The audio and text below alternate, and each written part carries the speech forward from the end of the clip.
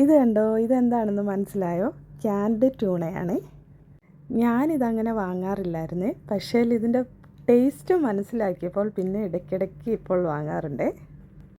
Pan വെച്ച് oil ഒഴിച്ച് അതിലേക്ക് ഞാൻ 2 സവാള എടുത്തിട്ടുണ്ട്.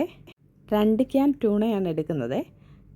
സവാള ഒന്ന് വഴന്നു വരുമ്പോൾ വെളുത്തുള്ളി ഇഞ്ചി പേസ്റ്റും പച്ചമുളകും കറിവേപ്പിലയും ഒക്കെ ഇട്ട് നന്നായിട്ടൊന്ന് വഴറ്റിയെടുക്കാമേ.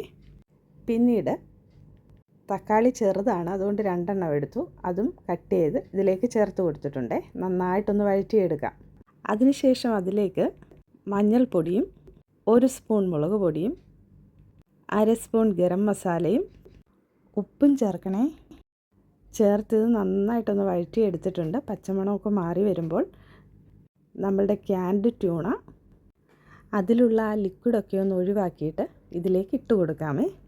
ഇനി ഇത് നന്നായിട്ട് ഇളക്കി യോജിപ്പിച്ച് ജസ്റ്റ് ഒന്ന് അടച്ചു വെച്ച് നന്നായിട്ടൊന്ന് ആവിയൊക്കെ കയറി കഴിയുമ്പോൾ അതിലുള്ള ആ വെള്ളമയമൊക്കെ ഒന്ന് വറ്റി വരുന്നത് വരെ ഒന്ന് നന്നായിട്ട് ചിക്കിയെടുക്കാമേ.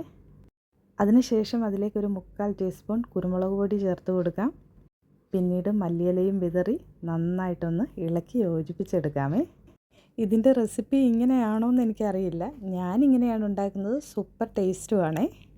ചപ്പാത്തിയുടെ കൂടെയും കുബൂസിൻ്റെ കൂടെയും ഈവൻ ചോറിൻ്റെ കൂടെയും കഴിക്കാൻ നല്ല ടേസ്റ്റിയാണേ.